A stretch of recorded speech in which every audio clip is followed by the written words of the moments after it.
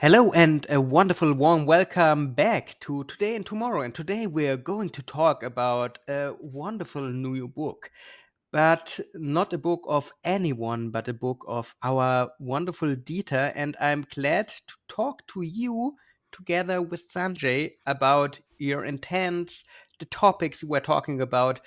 To say it like that, it's going about trends, impacts, innovation, tech, what else?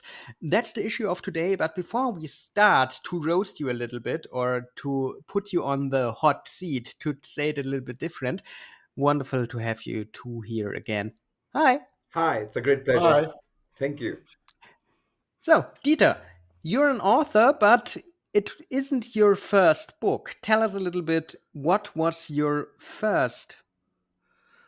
Well, my first book is quite similar to the second. It's just a different approach. I'm talking, of course, about in both books about a planet in transition and the challenges that we are all confronted with.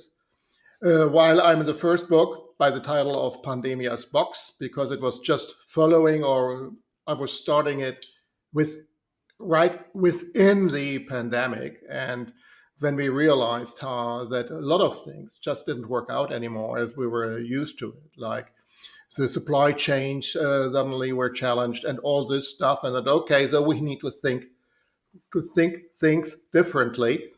And now, of course, we are in a new time. The challenges remain the same, and in the first book I try to explain the conceptual idea of holistic innovation.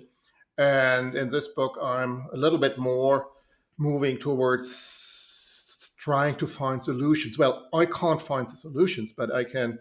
But I can start a debate, and I can give hints and and share my ideas, and by that maybe or hopefully get a process started that in the end leads to solutions. Because, and this will be my last sentence or my last part of the opening statement. Um, we are not prepared, and I think we mentioned that in our series before. We are not prepared for this wave of change. All the technologies that are coming over us, and quantum computing will increase the speed even more. And but we're not prepared for it. We saw all when over a year now ago, ChatGPT was introduced. How people were shocked. But if you really looked at it, it was not really new. It was just it was good marketing. And okay, ChatGPT is an excellent tool, but of course, people were shocked, and suddenly they realized what will happen. And these shock moments in the future will be much more and much more regular. And yeah, we need to prepare for that, and that will be one of the big challenges. And then, of course, technology can be part of the solution. You already said your first book was called Pandemia's Box. Your new book is called Campus Approaches to a Planet in Transition. Why the title Campus? Well, we all know what a campus is. I mean, a traditional one. That's where all people come together, thinkers. When you go or return from a seminar, you have some food in the mensa, or just a coffee in between, and you meet people, new people from all genders, all sexes, um, all nations, because universities usually are very international places, and you sit together and you talk a lot of bullshit, but also you develop ideas, sometimes crazy ideas, and sometimes really great things come from these crazy ideas. And so that's basically the idea behind the campus is, as I said before, start debate on ideas and get the ideas out to the people. What I really loved about your book was the comparison with the Roman Empire and the entering of the Dark Age, because I think that the Roman Empire was, yeah, also not prepared for all these changes that you mentioned in the book. And the thing is now, what about our empires in this time? And after the Roman Empire, as you correctly mentioned, the Dark Ages were there. So, how can we approach this new type of change and this never normal and getting into always different? So, this shift in our mind and in nations, especially politicians, what would you recommend them and hopefully prevent us from the dark ages part two?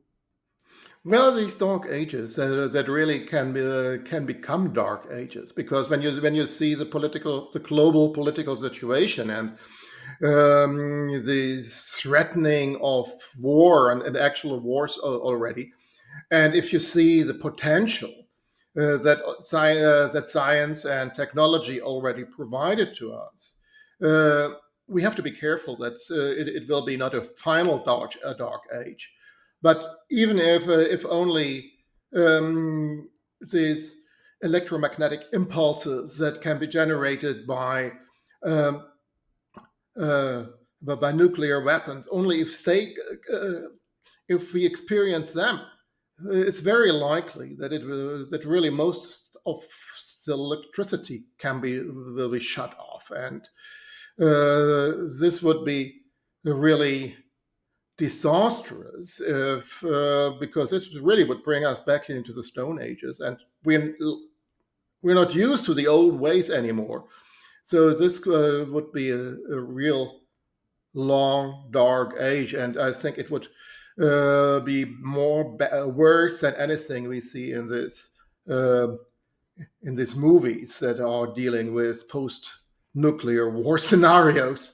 So we have to be really careful to avoid that. And so one of the things that I'm well, we need to come back to more tolerance, of course, and to a true compromise, and we need to start to listening to each other again.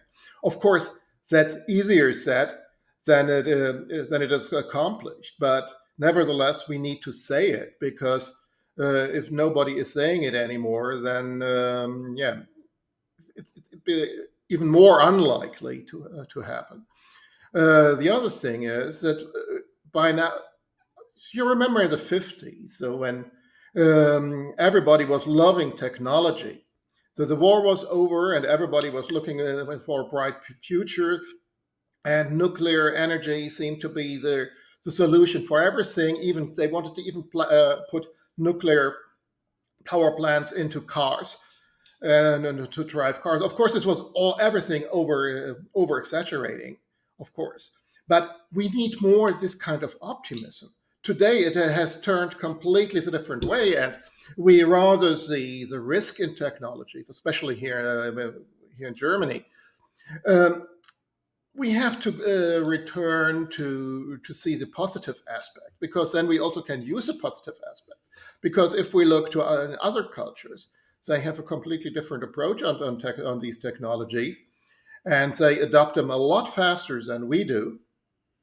And of course, that's why we're expecting the Asian age. But we know who is dominant in Asia, and I'm not sure if this is really something that we want to bend under. Um, if we want to retain our independence and our democracies, we really much more need a much more positive approach towards innovation. So one of the things I'm preaching, and I'm really preaching that, is a new culture of innovation. In your book, you already started to talk about it, you have several challenges. You have technological challenges, you have mindset challenges, and you have global challenges. What technologies, and you started to talk a little bit about those, await the reader in the book Campus? Though you're talking specifically about technology, Yeah. not about techniques to deal with it, Look, the I'm technology. talking about Yeah, blockchain and so. I'm talking about basically these uh, the main technologies that we do see today that will influence us, or we can foresee the influence of them. And of course, you can't see them independently because everything is linking into each other. So I'm talking about blockchain, and blockchain is a ledger technology that provides a backbone to any transaction that is done online, and even for physical products that are dealt with online. And it provides the possibility to track things, and it provides um, to analyze or to well even to do deals, even when you want Mhm. to acquire any companies, you can do things a lot faster and get things done. So this is a backbone. This is a backbone of that. On the other hand, you have the praise artificial intelligence and feared artificial intelligence. Of course, this will automate everything and makes Mhm. a lot of things easier or more complicated too, depending on how you look at it. Um, and then you have the metaverse. Not everything is going to move into the metaverse, but gradually more things will move into it, and will jump in and jump out. And when you look at cryptocurrencies will be essential if you do actual deals within the metaverse. So you have so you see how things are coming together, and you can't see things independently. You need to see the entire package to see what you get in the end. And I try a little bit to create understanding for these automatism.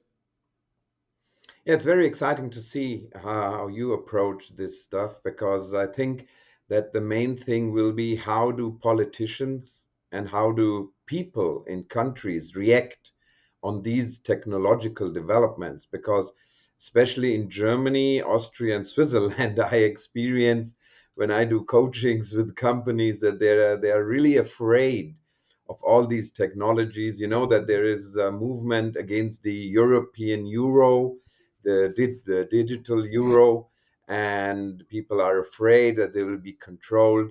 How can we as a society be prepared that these things are going to come, and on the other side also that it won't be used for the bad? It's on us to determine. I mean, if we lean back and say we have nothing to do with it and we don't want to deal with it, we don't want to touch this shit, um, then of course somebody else will do it, and then we will be then we will be driven and not the driver. But we need to retain on the driver's seat, or at least on eye level with the others. If we accomplish that, then we can transform and transport our values. But also, when you talked about the e-euro, I still know a lot of people that are see Bitcoin as a new gold.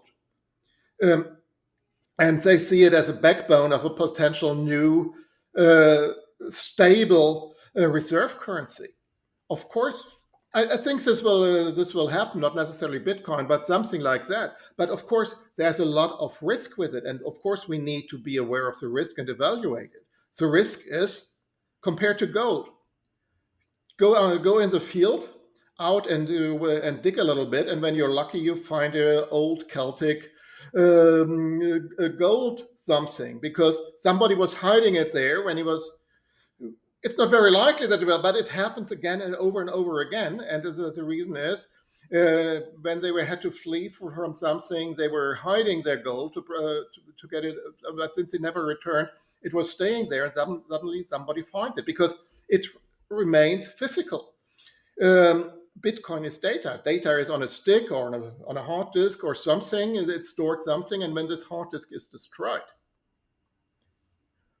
you won't be able to find it. You maybe find on a field out there. You may dig out a hard disk, the remainings, but most likely or absolutely sure, after 2,000 years or 3,000 years, there will be nothing on it anymore.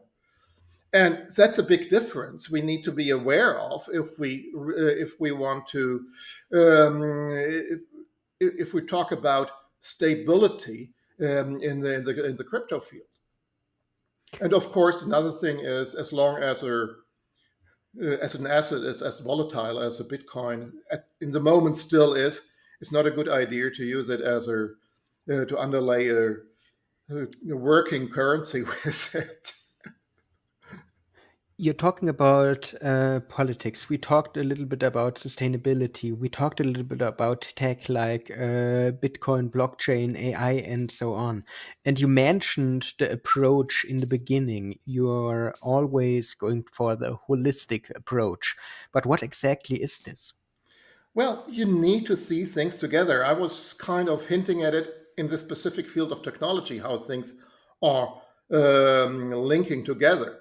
But at any decision you take in one field um, has impact on another. So if you want to improve your business, you implement a new technology, and it really brings your revenues up and your margins up. But on the other hand, very often employees um, are losing jobs, and you create a problem there. So, well, whatever you do, you have to see what the impact is on other aspects, and that's something we don't do enough today. I mean, we have here in Germany, we have this wonderful, I don't know how it is called in English, the Institut für Technologiefolgeabschätzung. So they look at the impact of new technologies, but usually they come in when it's already too late. Because when the first people were, hey, we have a problem, then they start looking at it and then, yeah, we have a problem. So we need to try. Of course, it's very difficult to do that, but we need to try, or need to be aware of it much more, and try to include that in our strategies much more than we do today. And how can we do this? Yeah, that's why this will be part of the debate, because we have a problem, and this is a problem. And I'm talking a lot in this book about mindsets. Uh, to be afraid of technology is a mindset. Um, to um, to think more holistically is a mindset. But here we have a particular problem. Our brain is not constructed for something like that. So we really and we are trained for ages to come up with short-term solutions, because Mhm. this was rescuing us when there was a problem, when suddenly there was there was not enough food. We had to see how to get more food, and so the more we got for us and our families in a more stable position where we were, we have to try to adapt to a new way of thinking that is ex- opposite to what we are designed for.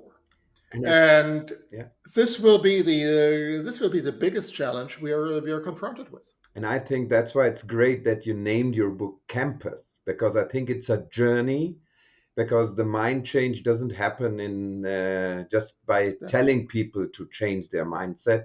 What we need is a strategy. We need a long-term way to bring exactly your ideas into the public and to the politicians and into the industries, because we still have managers who are managing like in the 80s, and they do not understand how the new technologies are impacting their whole industry.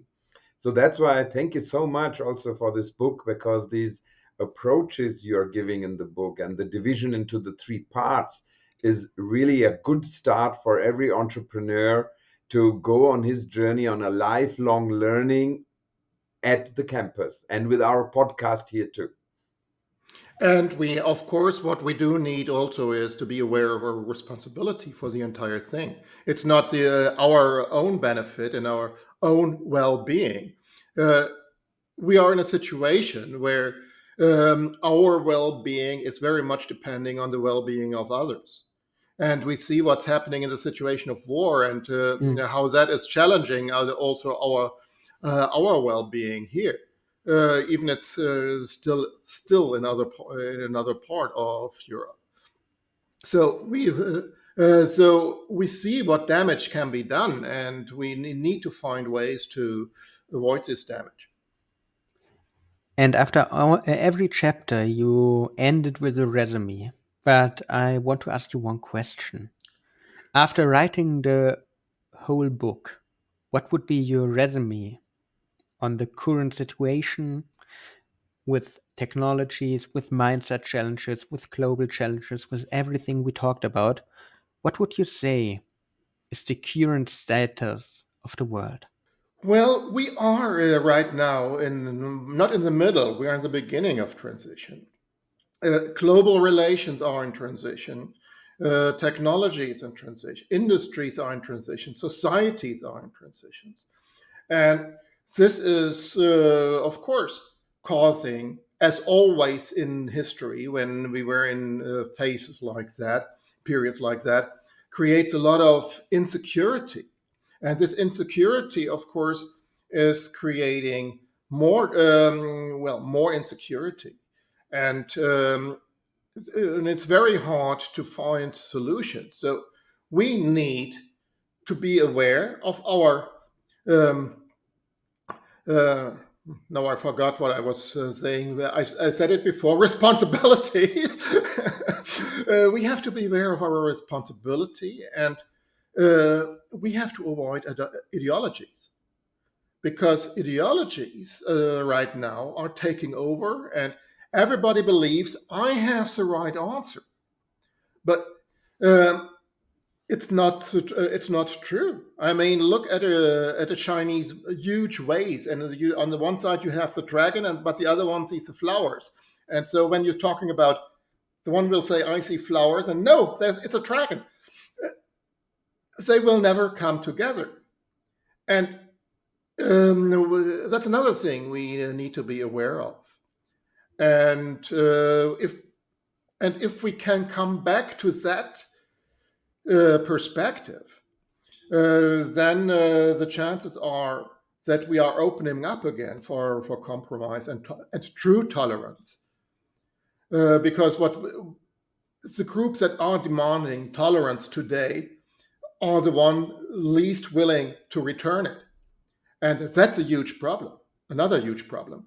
So we need to come back to true tolerance, and in order to find true compromise. And if we can get to that point again, we will be able to create solutions. I totally agree. And I think if we are transparent and we can create trust and credibility, I think that would be a good start for politicians, for business people, for every society to be on their way far, far away from dark ages, as you mentioned in the book. Well, let me just thank you guys too, because of course you were part of my journey, and I had a thank you note also in my book, because of course our conversations here in the podcast, in and outside, are so valuable to sort my brain and to sort my thinking. So thank you very much for being part of my journey. Always grateful for everything we do together. And a pleasure as well. So, if people want to buy your book now, if they're interested now and want to know more about it, where can they find it? Well, I think we will give the information in the episode's notes, and it's very easy. It's on Amazon. It has an ISBN, but I'm not working with the ISBN because it's much easier just to say it's on Amazon. Campus is such a general name, so please combine it with my name. Then you find it. If you only say if you only say campus, this may be a little bit difficult to find. But I think we will have everything in the episode's notes. Yes, we will.